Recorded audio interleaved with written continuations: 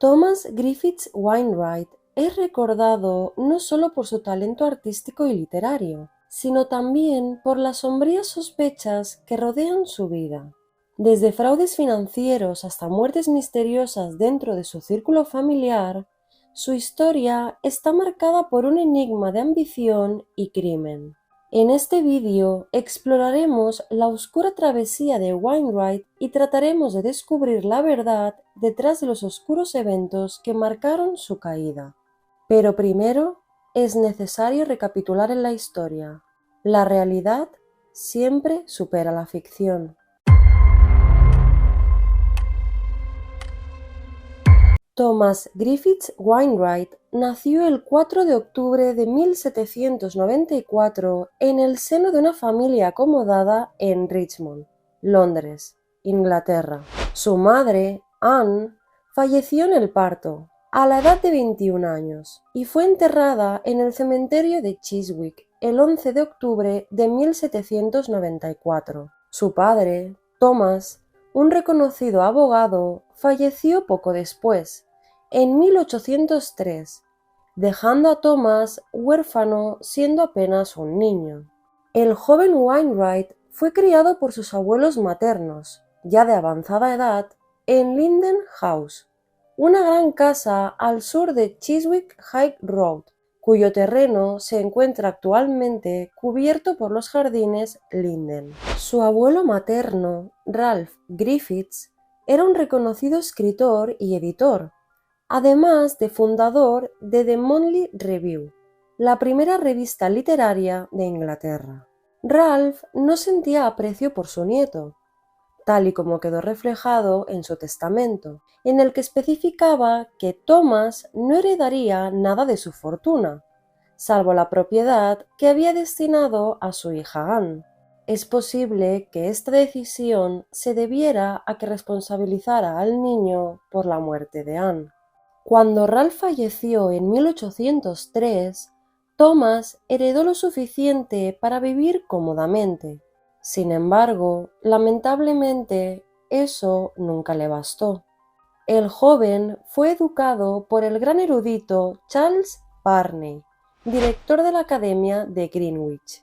Cuando su abuela falleció en 1812, el joven quedó oficialmente al cuidado de su tío materno, George, quien también era el heredero de la fortuna de los Griffiths. Thomas era famoso por su amabilidad, bondad y elocuencia. Además, vivía por encima de sus posibilidades, puesto que se dedicaba a comprar ropa elegante e intentaba mantenerse al día con la moda. En 1813, cuando Thomas contaba con 19 años, decidió estudiar pintura, bajo la supervisión de Thomas Phillips, el famoso retratista. Sin embargo, Thomas carecía de la disciplina necesaria para practicar la pintura, así que, gracias a la ayuda de su tío George, en abril de 1814 consiguió un puesto como alférez en el 16º Regimiento de Infantería de Yeomanry. Soñaba con ser un oficial elegante como los guardias londinenses, pero fue destinado a Fairmont, en el condado de Cork, donde permaneció 6 meses sin ir a campaña. Posteriormente, fue trasladado a Portsmouth. Allí se ausentó sin permiso y en mayo de 1815 vendió su puesto, dejando el ejército tras menos de un año de servicio y sin haber participado en combate. Poco después de dejar el ejército, Thomas sufrió una crisis nerviosa, aunque se conocen pocos detalles al respecto. Para recuperarse, se alojó en una pensión cercana a Chiswick, propiedad de la señora Frances Abercrombie, oriunda de Mortlake.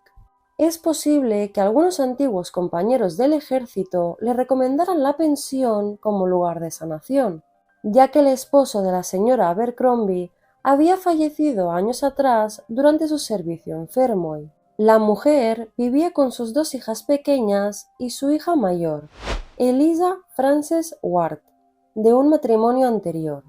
Posteriormente, Thomas afirmó, en cuanto a su enfermedad, que se recuperó en parte gracias a los cuidados de una enfermera sumamente cariñosa e incansable, aunque joven y frágil. Con casi toda seguridad se refería a la joven Elisa, con quien se casó el 13 de noviembre de 1817 en la iglesia St. Martin-in-the-Fields, en Londres. Wainwright medía 1,65 m. Tenía cabello castaño, patillas y ojos grises. Era afable, de modales nerviosos e inquietos. Charles Lamb, quien lo conocía bien y le tenía simpatía, lo describió como el jano ligero y cálido como la alegría. El joven tomaba rapé y llevaba un monóculo. Además, era considerado un dandy, ya que tenía un gusto desmedido por la ropa elegante y las joyas llamativas, y se dedicaba a gastar una fortuna que en realidad no tenía. La pareja de recién casados se instaló en Great Marlborough Street, donde residieron durante los 10 años siguientes. Su apartamento, que en su día ocupó la señora Siddons, era un lugar amplio y lujoso. El matrimonio organizaba cenas frecuentes, a las que invitaban a muchos hombres famosos, artistas como Sir David Wilkie, escritores como Charles Lamb, John Clare y John Forster, y actores como William McGrady. Como podemos comprobar, Thomas vivía muy por encima de sus posibilidades. Wainwright deseaba ser reconocido como artista y como escritor, y lo cierto es que logró ambas ambiciones. En 1821 comenzó a exponer en la Royal Academy, y a partir de entonces y hasta 1825 expuso sus obras en la exposición de verano. Además, escribió críticas de las exposiciones anuales de la Royal Academy, y su juicio artístico fue elogiado por De Quincey. En 1825 fue propuesto para la elección como miembro asociado de la Royal Academy, pero no tuvo éxito. Esta puede ser la razón por la que nunca volvió a exponer en la Academia. Wainwright comenzó su carrera literaria antes que su carrera artística, colaborando en una revista literaria de corta duración, el Literary Pocket Book, en 1819. Sin embargo, Thomas prefirió escribir para una nueva revista, The London Magazine, fundada en 1820, bajo los seudónimos de Cornelius van Bigboom, Egomet Bonmont y Janus Weathercock. Sus artículos incluían críticas literarias y de arte, además de ensayos ligeros y poesía. Sin embargo, su amor por el arte no se limitaba a crearlo, también comenzó a coleccionarlo. Al igual que su gusto por la ropa elegante, este pasatiempo requería más dinero del que disponía. Sus aspiraciones eran mucho más ambiciosas. Para financiarlas, Thomas comenzó a endeudarse y pronto necesitó una forma de saldar esas deudas. A Thomas se le ocurrió una brillante idea para solucionar sus problemas financieros, una idea que, como se comprobaría más tarde, acabaría arruinando su vida por completo. Las 5.000 libras que Thomas había heredado de su abuelo estaban protegidas por un fideicomiso, lo que le impedía acceder al capital. Él y Elisa vivían con cierta holgura gracias a una renta anual de 250 libras, suficiente para mantener un estilo de vida propio de la clase media alta de la época. Las únicas personas autorizadas a retirar el capital de su fideicomiso eran 3 familiares: su tío paterno, Robert Wainwright, y 2 de sus primos paternos, Edward Foss y su hijo Edward. A mediados de 1822, Thomas falsificó un poder notarial con las firmas de los 3 y utilizó el documento para retirar la mitad del capital, es decir, 2.250 libras. Este fue su primer fraude manifiesto, uno que en aquel momento podía conllevar la pena de muerte. La mitad del capital representaba 10 veces sus ingresos anuales, pero Thomas lo gastó rápidamente y pronto volvió a necesitar más dinero. En el verano de 1824 volvió a cometer el mismo fraude, y esta vez vació por completo el fideicomiso. En tan solo 2 años, todo el dinero había desaparecido, y Thomas se vio obligado a empeñar parte de su colección de arte para obtener un préstamo. Para septiembre de 1827, la situación financiera era insostenible y él y Eliza ya no podían costear la vida en Londres, por lo que se trasladaron a la casa de su tío George Griffiths, Linden House, en Chiswick. La pareja llevaba poco tiempo instalada cuando George Griffiths, un soltero de unos 58 años, falleció repentinamente el 5 de febrero de 1828. Más tarde se afirmó que falleció entre convulsiones y una agonía espantosa, provocadas por una misteriosa dolencia estomacal. Poco después de la muerte de George y tras 10 años de matrimonio, nació el único hijo de los Wainwright, a quien bautizaron como Griffiths, el 4 de junio de 1828, en honor a su tío fallecido. Thomas se convirtió en heredero de los bienes de los Griffiths, entre ellos 5.000 libras esterlinas en efectivo, la finca de Linden House y una valiosa biblioteca.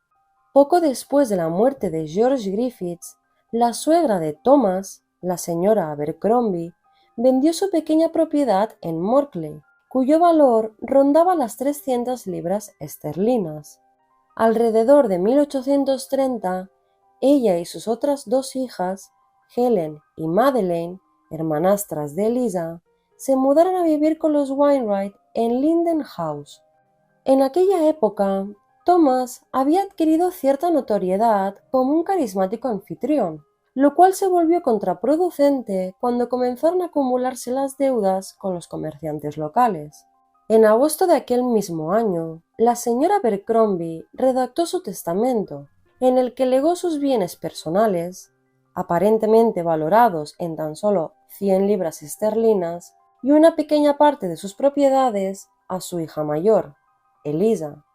Casualmente, 6 días después, falleció entre convulsiones agonizantes, de la misma forma que había muerto el tío de Thomas. La repentina muerte de Frances Abercrombie, tras una breve enfermedad, alivió momentáneamente la carga económica, ya que Eliza heredó el dinero de su madre y pudo cubrir algunas necesidades urgentes. Sin embargo, ese respiro fue efímero. Aunque al principio parecía improbable que Thomas Wainwright estuviera implicado en esos asesinatos debido a la falta de pruebas, las acciones posteriores, tanto de él como de su esposa, resultaron ciertamente sospechosas. Desde marzo de 1830, es decir, antes del fallecimiento de la señora Abercrombie, Thomas Wainwright y su esposa comenzaron a acompañar a Helen, la mayor de las 2 hermanas de Eliza, a distintas oficinas de seguros, contratando pólizas a su nombre por grandes sumas de dinero y por plazos muy breves, de entre 2 y 3 años. El monto total ascendió a 16.000 libras esterlinas. Las justificaciones que ofrecían los Wainwright para contratar estos seguros eran diversas, pero ninguna resultó ser cierta, y las personas que se presentaban en las oficinas también variaban. A veces acudían Wainwright y Helen Abercrombie, otras veces Helen con la señora Wainwright, en ocasiones con su otra hermana, Madeleine, e incluso al parecer una vez Madeleine se hizo pasar por Helen. La urgente necesidad de dinero por parte de Wainwright quedó en evidencia cuando, en julio de 1830, firmó una escritura de compra-venta que transfería todo el contenido de Linden House, incluidos muebles y pertenencias personales, a un tal Sharpus, un supuesto comerciante de vajillas que, en realidad, actuaba como prestamista y al que Thomas debía 610 libras. Además de esa deuda, Thomas también le debía 200 libras a un amigo y tenía cuentas pendientes con varios comerciantes locales. La deuda de 610 libras no se saldó hasta el 21 de diciembre. Para el 12 de ese mismo mes, la familia ya se había mudado a una elegante residencia en Conduit Street, una zona muy de moda por aquel entonces. El 13 de diciembre de 1830, Helen Abercrombie redactó un primer testamento, dejando todo a su hermana Madeleine y nombrando a Thomas como albacea. Sin embargo, solo 2 días después, Helen reemplazó este testamento por otro, esta vez a favor de su hermana Eliza y de Thomas Wainwright. También transfirió a Thomas 2 pólizas de seguro, por un total de 5.000 libras. Helen le explicó al abogado que la ayudó a redactar su primer testamento que lo hacía porque se preparaba para un viaje al extranjero. El 15 de diciembre, el mismo día en que redactó su segundo testamento a favor de su hermana Eliza y su cuñado, Helen asistió al teatro junto a su hermana Madeleine. Sin embargo, aquella misma noche, la joven cayó enferma. Durante los días siguientes, la salud de Helen se deterioró y fue visitada a diario por 2 médicos, quienes le prescribieron diversos tratamientos. El 21 de diciembre de 1830, Eliza le administró a su hermana la última dosis, después de lo cual ella y su esposo salieron a dar un largo paseo. Al volver, según se cuenta, quedaron atónitos al enterarse de que Helen había fallecido entre violentas convulsiones. Apenas tenía 21 años. Dado lo inusual de los síntomas, se realizó una autopsia y se analizó el contenido del estómago, que, de acuerdo con los conocimientos médicos de la época, no arrojaron resultados concluyentes, por lo que los médicos autorizaron el entierro. Esto resulta incriminatorio tanto para Thomas como para su esposa, y todo indica que ambos estuvieron implicados, al igual que en la contratación de las pólizas de seguros. Helen fue la tercera en fallecer, y como las otras 2 muertes que salpicaron la vida de Thomas, la suya llegó en el momento exacto en que más le convenía. La conclusión más evidente es que Helen fue envenenada, ya que los síntomas son muy similares a los causados por la intoxicación por estricnina, posiblemente precedida por una intoxicación por antimonio, que habría sido en forma de emético tártaro. Wainwright nunca fue acusado formalmente del asesinato de Helen, aunque en los 2 juicios posteriores relacionados con las pólizas de seguros, su esposa fue señalada de forma indirecta. Como era de esperar, tras la repentina muerte de Helen Abercrombie, las compañías de seguros se negaron a pagar las pólizas reclamadas por Thomas Wainwright, quien, en calidad de albacea de la fallecida, presentó una demanda para obtener una indemnización. 9 meses después, vendió Linden House junto con sus pertenencias por 3.400 libras a John Atkinson. Antes de que el caso del seguro pudiera resolverse, Thomas partió hacia Francia a finales de octubre de 1831, utilizando el nombre falso de Theodore G. Williams. Según un antiguo biógrafo, la señora Wainwright viajó a Putney acompañada de su hermana Madeleine y su hijo Griffiths. Se presume que Thomas abandonó el país para evitar ser arrestado por deudas mientras esperaba una resolución favorable en los litigios con las aseguradoras. Cabe recordar que Edward Foss, primo de Thomas Griffiths Wainwright y protagonista de una de sus pinturas, era uno de los fideicomisarios sobrevivientes encargados de la herencia de Thomas. Cuando el hombre preguntó al Banco de Inglaterra, descubrió que no había fondos. Recordemos que Thomas los había retirado en 2 ocasiones diferentes años atrás. Junto con Robert Wainwright, el otro fideicomisario y tío de Thomas, fue al banco y presentó los poderes notariales que se habían utilizado para vaciar el fondo fiduciario. Evidentemente, las firmas eran falsas. Pudieron demostrarlo al comprobar que los supuestos testigos ni siquiera existían. El caso no llegó a los tribunales hasta 1835, pero para aquel entonces el Banco de Inglaterra había descubierto, gracias a los fideicomisarios, que Thomas había falsificado un poder notarial, lo que complicó totalmente el proceso. Se celebraron 2 juicios relacionados con las pólizas. En el primero, la fiscalía trató de demostrar que Helen Abercrombie había sido asesinada, posiblemente con la complicidad de la señora Wainwright, lo que invalidaría los seguros. Aunque se aportaron muchas pruebas sobre las inconsistencias en las identidades de quienes visitaron las oficinas de seguros, el jurado no logró llegar a un veredicto. Posteriormente, el abogado de Wainwright, Acheson, presentó una nueva demanda contra las aseguradoras. En este segundo juicio, el jurado falló en contra de Wainwright, al determinar que Helen Abercrombie había contratado un seguro a su nombre para beneficiar a otra persona, lo cual era ilegal.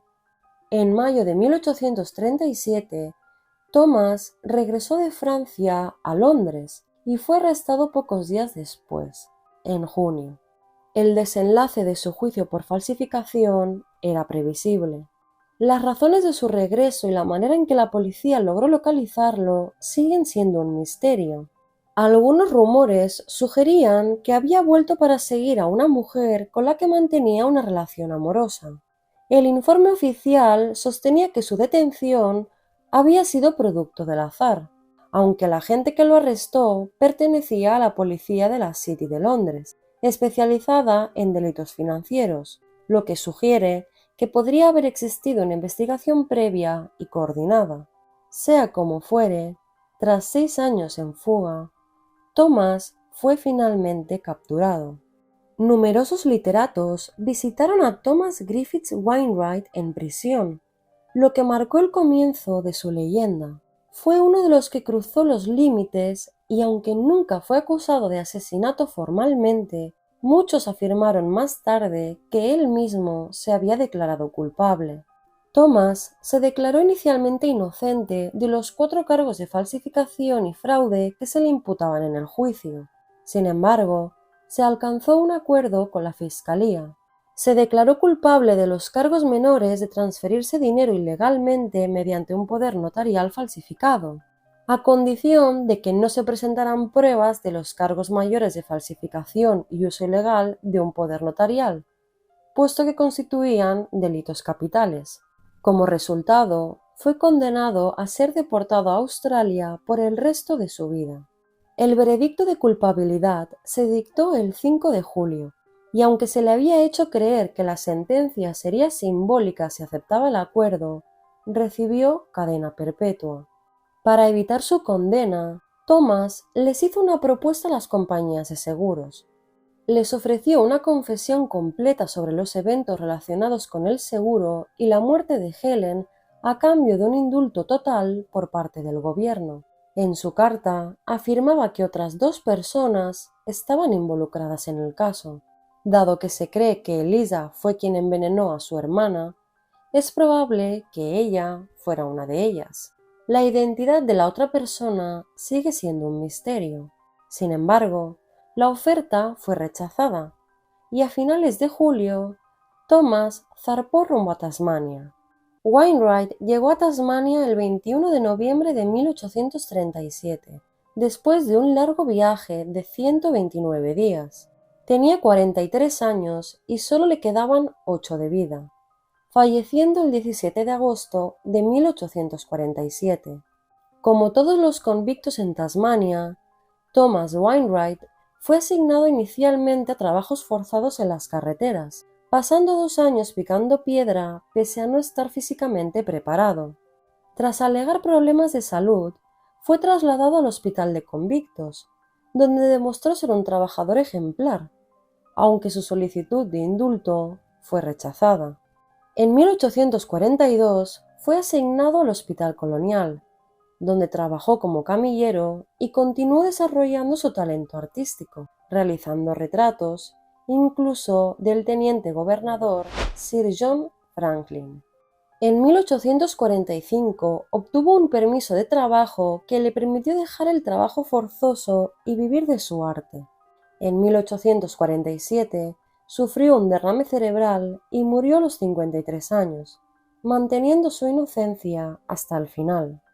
Incluso antes de morir, Thomas Griffiths Wainwright ya se había convertido en una figura legendaria en el ambiente literario londinense. Esto se debió en parte a Edward Bulwer Lytton, quien en 1846 publicó una novela titulada Lucrecia o los hijos de la noche, inspirada en su caso, culpando principalmente a Lisa y basándose en documentos de Thomas obtenidas de forma ilegal. Charles Dickens también se inspiró en su historia, y 2 décadas después de su muerte, el Melbourne Spectator lo describió de la siguiente manera: no intemperante, sino groseramente sensual, con el intelecto de Pericles y las pasiones de un sátiro.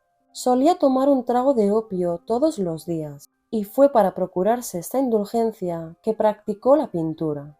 ¿Y vosotros qué opináis? ¿Creéis que Thomas Wainwright fue el artífice de las 3 muertes acaecidas con el objetivo de obtener el dinero de las pólizas? ¿O, por el contrario, fue Lisa quien asesinó a George Griffith y a 2 de sus familiares? Os leo en comentarios. Gracias por llegar hasta aquí. Si quieres seguir explorando casos tan impactantes como este, no olvides suscribirte, dejar un like y compartir el vídeo. ¡Hasta la próxima!